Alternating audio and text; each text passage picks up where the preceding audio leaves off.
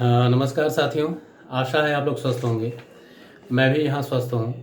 आज एक नए विषय के साथ आपके समक्ष उपस्थित हुआ हूँ। आज का विषय है एक नाटक जिसका नाम है आषाढ़ का एक दिन, जिसका प्रकाशन वर्ष 1958 है। यह मोहन राकेश के प्रतिनिधि नाटकों में इसका स्थान है। इसके अलावा अन्य नाटक इनके जैसे लहरों का राजहंस भी है, जो कि 1963 में प्रकाशित हुआ था, और आधे अधूरे, जो कि 1969 में प्रकाशित हुआ था। बात हम लोग आज इसी नाटक की करेंगे। अ, इस नाटक पर बात करने के साथ साथ मैं कुछ और बातें करना चाहता हूँ। मैं ये बताना चाहता हूँ कि एक आधे घंटे के वीडियो में किसी भी रचना के संपूर्ण व्यक्तित्व को नहीं जाना जा सकता।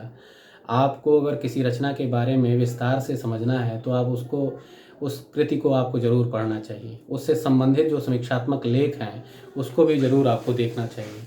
बिना उसे देखे, बिना उसे पढ़े आप उसके संपूर्ण विकसित रूप को नहीं समझ पाएंगे। अब बात करेंगे हम लोग इस नाटक की। आषाढ़ का एक दिन 1958। साथियों, सबसे पहले मैं बात करूंगा कि इस नाटक का नाम आषाढ़ का एक दिन क्यों पड़ा। इससे पहले एक बात और बता दूं कि यह नाटक 3 खंडों में विभाजित, 3 खंड नहीं 3 अंकों में विभाजित है। प्रथम अंक, द्वितीय अंक, तृतीय अंक।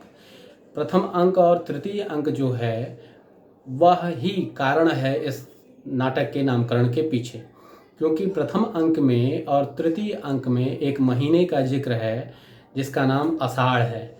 आषाढ़ महीना जो जो भी हिंदी के विद्यार्थी होंगे उनको पता होगा। जेठ के बाद एक महीना आता है जेठ, आषाढ़, आषाढ़ के बाद सावन, सावन के बाद क्वार, फिर कार्तिक, इस तरीके के महीनों के नाम आते हैं। तो जेठ के बाद जो महीना आता है, मतलब जून के बाद जो जुलाई का महीना होता है, मध्य जुलाई का महीना होता है, जब मानसून पूरे हिंदुस्तान पे छा जाता है और बारिश चारों तरफ बारिश होने लगती है, वह समय। इस नाटक में क्या है इसका रोल, तो मैं बताऊं आपको कि प्रथम अंक में जब आप पढ़ेंगे तो वहाँ पर आषाढ़ के पहली बारिश का जिक्र है। और उस आषाढ़ के पहली बारिश में जो इस नाटक की नायिका है जिसका नाम मल्लिका है, वह इस आषाढ़ के पहली बारिश में भीगती है, जानबूझकर भीगती है और अपने साथी के साथ भीगती है जिसका नाम कालिदास है। कालिदास से वह भावनात्मक प्रेम करती है, भावनात्मक लगाव है उसके साथ, और वह प्रकृति प्रेमी है, अर्थात वह जंगलों और पहाड़ियों में वह घूम रही होती है और वहाँ पर बारिश में भीग जाती है, और भीगने के पश्चात वह अपने घर भीगे हुए कपड़े के साथ अपने घर में आती है और अंबिका से कोई न कोई बातचीत होती है, जो अंबिका उसकी माँ है। एक तो जिक्र यहाँ आषाढ़ महीने का प्रथम अंक में है। तृतीय अंक में भी आषाढ़ महीने का जिक्र है, जहाँ पर आप देखेंगे कि आषाढ़ का वह रूप जो उमंग से भरा और प्रेम से, विह्वलता से, आनंद से भरा हुआ जो चीज जिसका चित्रण किया गया है, जिसका बिंब खड़ा किया गया है प्रथम अंक में, वैसा बिंब आपको तृतीय अंक में नहीं मिलेगा। वहाँ आषाढ़ महीने का उल्लेख जरूर होता है, लेकिन वह दूसरे रूप में। वहाँ आषाढ़ महीना गरजते हुए देखा जाएगा, चमकते हुए देखा जाएगा, घनघोर बादलों से आच्छादित यह महीना दिखाया जाएगा। इस महीने में हर तरफ बारिश की वजह से कीचड़ दिखाया जाएगा, लेकिन वह उमंग, वह उत्साह, वह प्रेम, वह आनंद वहाँ उस आषाढ़ महीने से गायब है। वह निरस्ता की तरफ बढ़ रहा है। मतलब जब नाटक फलागम की अवस्था में है तो वह आषाढ़ महीने के उस उमंग को कहीं न कहीं छोड़ देता है और वह एक दुख से परिपूर्ण एक धारा की तरफ बहता हुआ आपको देखने को मिलेगा। तो यह कारण है साथियों कि इस नाटक का नाम आषाढ़ का एक दिन पड़ा। अब बात साथियों इस नाटक का नामकरण तो हो गया। अब इस नाटक के मूल कथा के बारे में कि यह नाटक है किससे संबंधित। तो साथियों यह नाटक कालिदास के जीवन से संबंधित है। कालिदास एक कवि के रूप में जो स्थापित होते हैं, और उस स्थापना से पूर्व, मतलब एक कवि के रूप में स्थापित होने से पूर्व उनकी क्या दशा होती है, किस तरीके का वह जीवन जी रहे होते हैं, उनके जीवन में कौन कौन होते हैं और जिस जगह रहते हो उससे उनका क्या लगाव रहता है। कालांतर में जब वह कवि के रूप में प्रख्यात हो जाते हैं, उनका नाम हो जाता है, तो वह जब परिवर्तन उनके जीवन में आता है, इस तरीके की जीवनगत बदलाव आते हैं, उसके बाद उनकी ज़िंदगी कैसे बदलती है, किस तरीके की ज़िंदगी आगे वे जीते हैं, इन्हीं चीज़ों को लेकर, इन्हीं चीज़ों का लेखा जोखा प्रस्तुत करती है ये नाटक। नाटक की जब चर्चा पूरे विस्तार से की जाएगी तो स्पष्ट हो जाएगा। अब बात इस नाटक के पात्रों की। साथियों इस नाटक में कुल 12 पात्र हैं, जिसमें प्रमुख पात्र कालिदास हैं।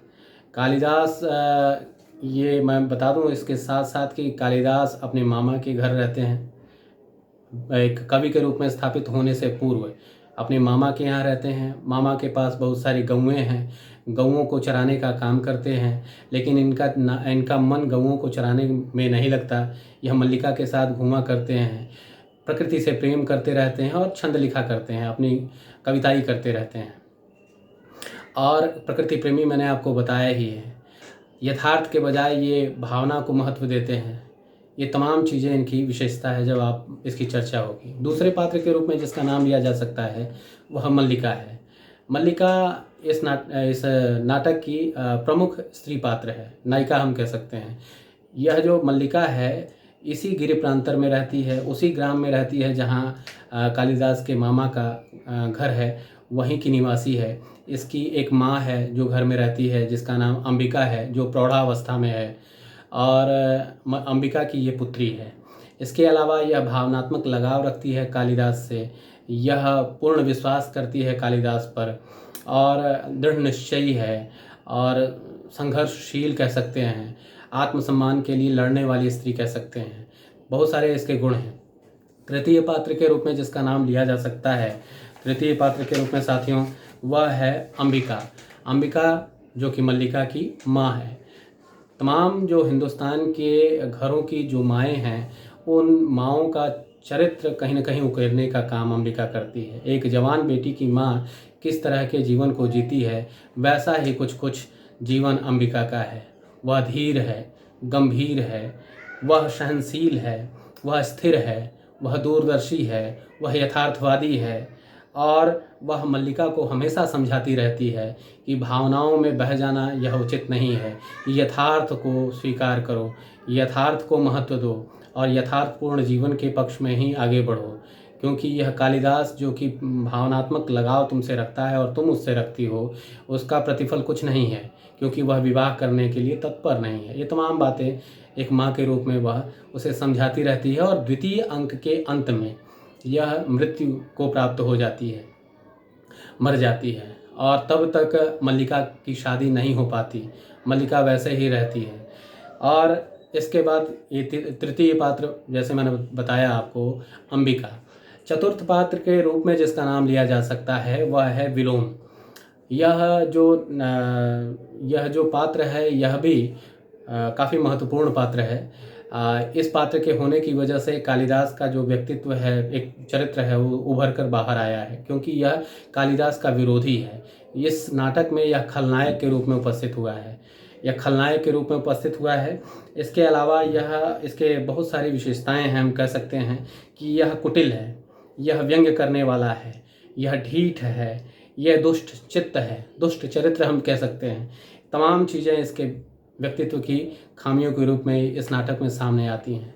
थोड़ा सा मैं संक्षेप में ये बता दूं कि जब द्वितीय अंक के बाद की जब आप कथा पढ़ेंगे तो यह कहीं न कहीं मल्लिका को अपने घेरे में ले लेता है और मल्लिका से इसकी एक पुत्री भी जन्म लेती है, जो कि कालिदास के वापस न होने की वजह से, कालिदास द्वारा मल्लिका को न स्वीकार किए जाने की वजह से यह मल्लिका के जीवन में प्रवेश कर जाता है, जिसका नाम विलोम है।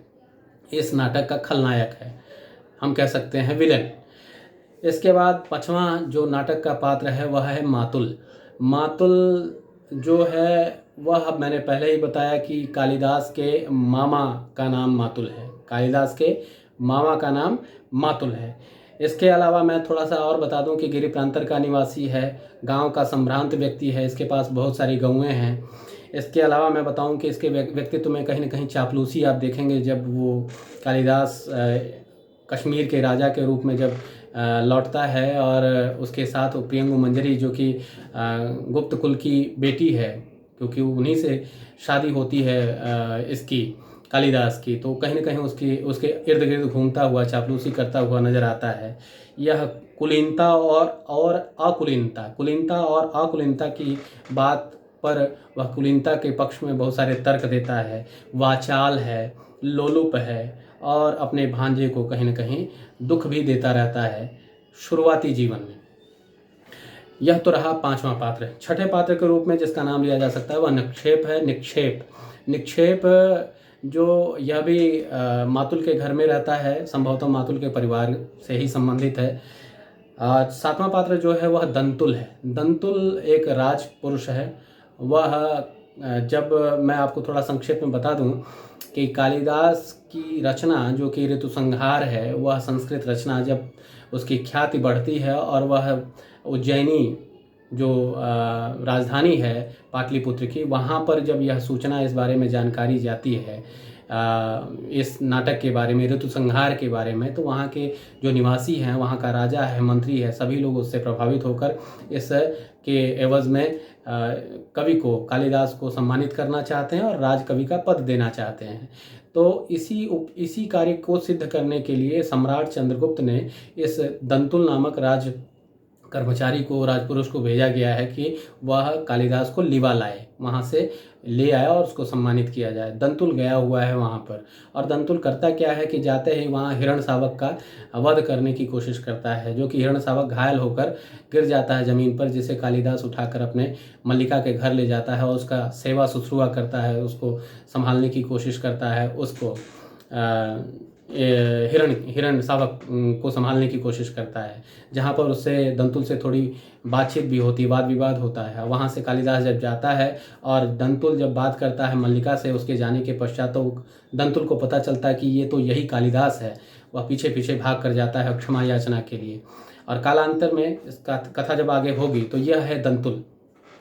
दंतुल के साथ साथ जो अन्य पात्रों का नाम लिया जा सकता है उसमें प्रियंगु मंजरी है। प्रियंगु मंजरी गुप्त कुल की लड़की है। जब कालिदास उज्जैनी चले जाते हैं, एक कवि के रूप में, राजकवि के रूप में वहाँ स्थापित हो जाते हैं, तब इनका विवाह उस गुप्त कुल जो सम्राट चंद्रगुप्त के परिवार की यह बिटिया है, उससे इनकी शादी हो जाती है। और शादी के पश्चात ये इनके साथ रहने लगती है।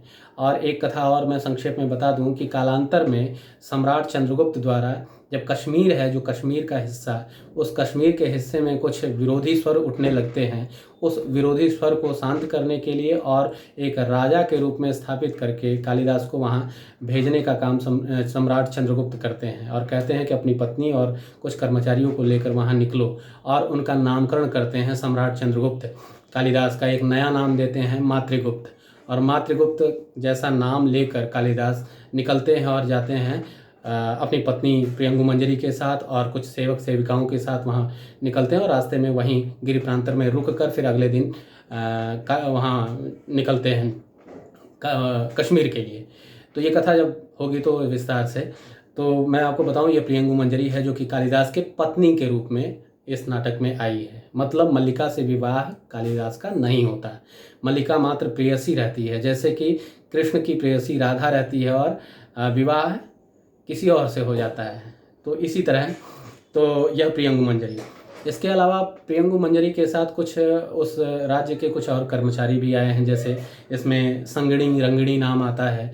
यह संगणी और रंगणी नाम की जो पात्र हैं, ये दोनों लड़कियां हैं, दोनों अध्ययनरत हैं, अध्ययन कर रही हैं। वह अध्ययन इस चीज़ का कर रही हैं कि कालिदास के जीवन की जो पृष्ठभूमि है वह क्या थी और किस वजह से कालिदास जैसा इतना खरा व्यक्तित्व निकल कर बाहर आया एक साहित्यकार के रूप में, उसके पीछे क्या पृष्ठभूमि, उसका अध्ययन करने के लिए वह आती हैं इनके साथ।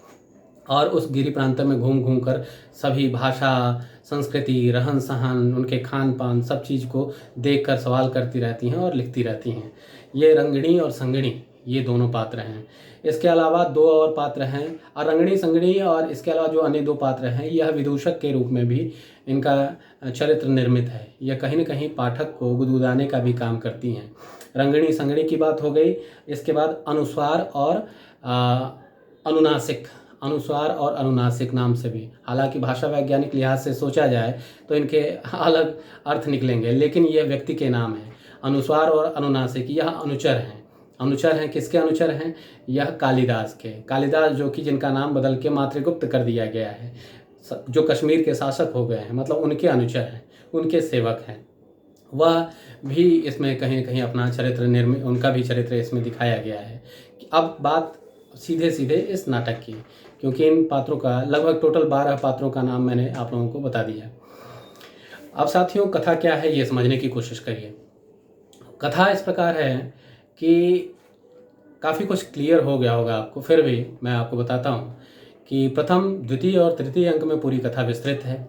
कथा की शुरुआत इस तरीके से होती है कि जो नायिका है, नायिका अपने साथी कालिदास के साथ निकल जाती है गिरि प्रांतर में, और वहाँ वह आषाढ़ की पहली बारिश में भीगती है, और भीगने के साथ वह वापस अपने घर आती है। तो घर आने पर उसकी माँ सूप में चावल बना रही होती है, उसे बीन रही होती है।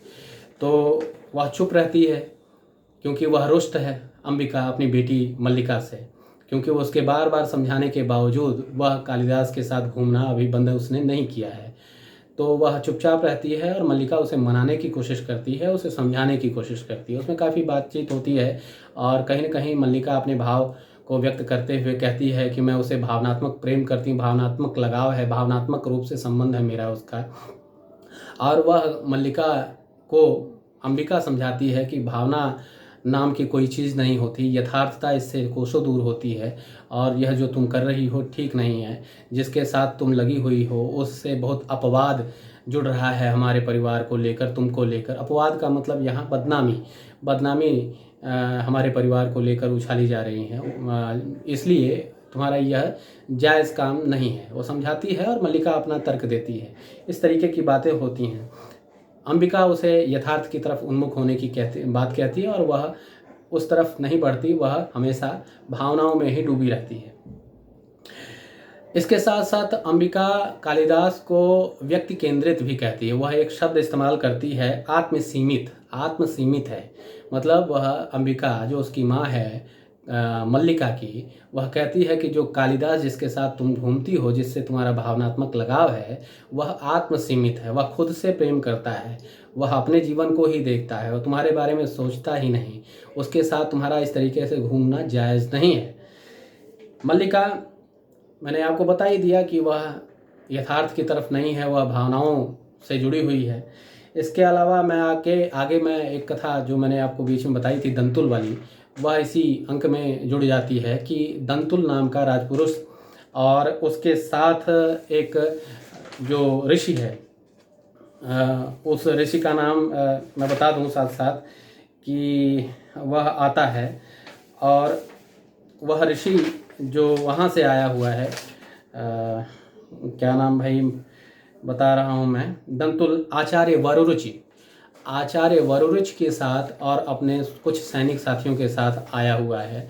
और आकर इसी प्रथम अंक में और आकर वह शावक पे बाण चलाता है, जो कि जिसपे हिरण शावक घायल हो जाता है, और हिरण शावक को लेकर कालिदास उठाकर उसे अंबिका के घर मतलब मल्लिका के घर लेकर चला आता है, जहाँ पर उसको संभालने की कोशिश करता है और उसको दूध पिलाने के लिए मल्लिका से कहता है कि कटोरी में तुम एक दूध थोड़ा सा निकाल कर ले आओ, वहाँ पिलाने की बात करता है।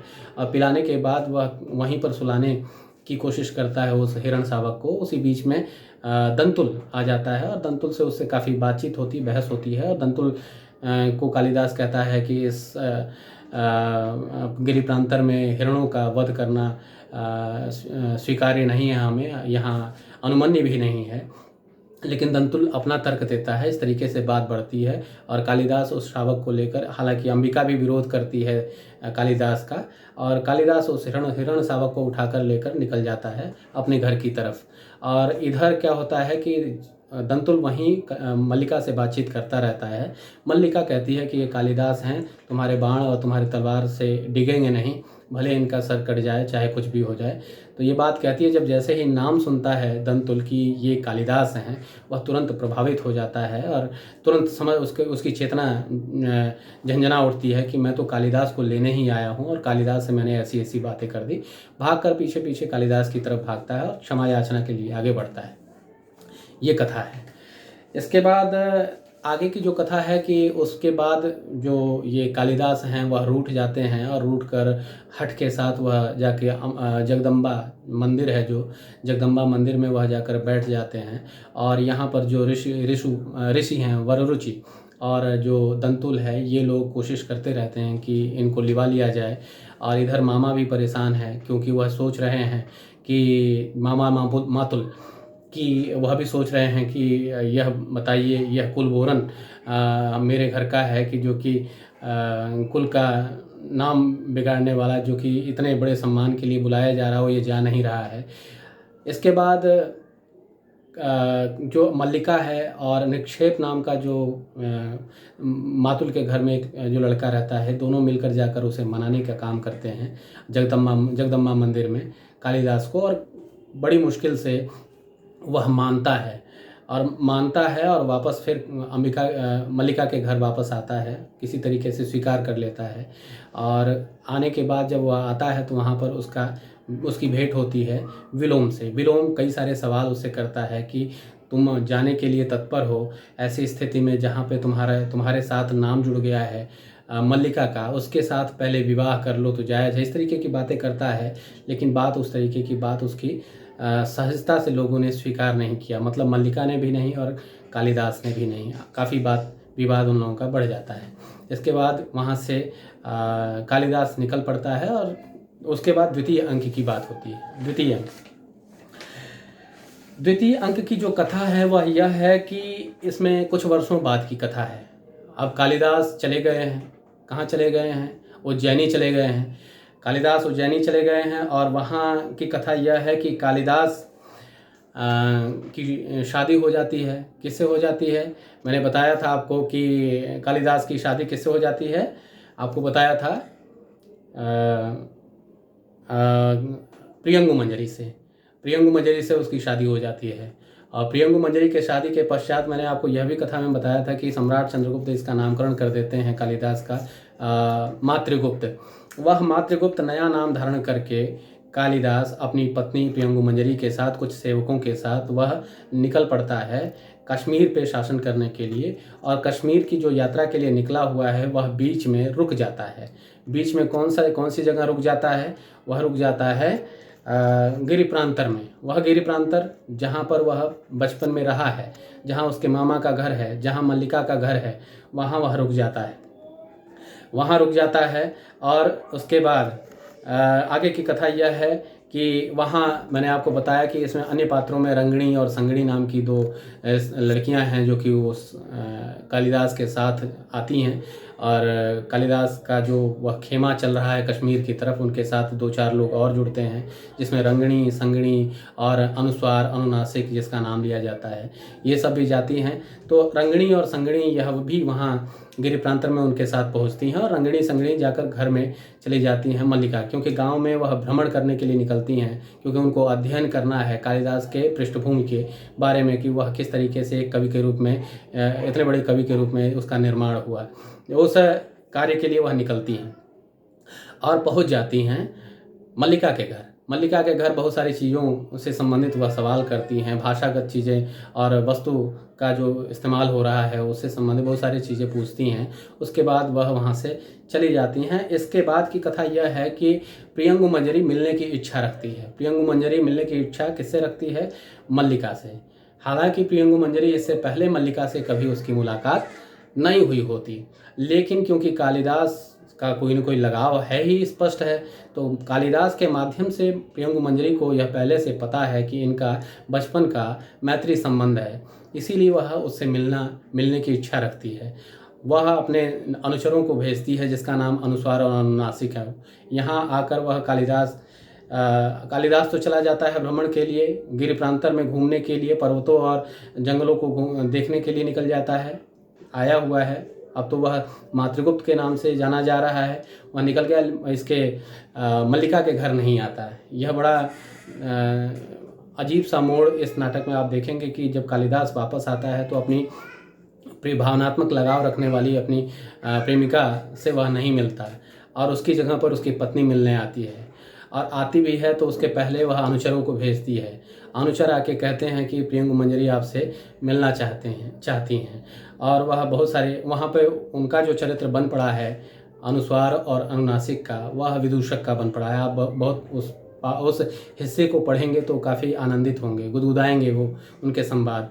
इसके बाद उनके जाने के बाद प्रियंगु मंजरी आती है और इससे मल्लिका से अपनी बात करती है वह बातों बातों में बहुत कुछ जानने की कोशिश करती है, कुछ बताने की कोशिश करती है, और अंततोगत्वा वह व्यंग्य स्वरूप बहुत सारी बातें ऐसी बोल जाती है जिससे कि कहीं न कहीं मल्लिका पीड़ित होती है। जैसे कि वह कहती है कि मल्लिका तुम मेरे साथ चलो, मेरी संगिनी बनकर चलो। संगिनी का अर्थात यहाँ पर अनुचरी, अनुचर का, जैसे सेविका के रूप में तुम मेरे साथ रहा करो, मेरे साथ कश्मीर चलो। वह कहती है, उसे अस्वीकार, वह आहत होती है मल्लिका और उसको अस्वीकार कर देती है।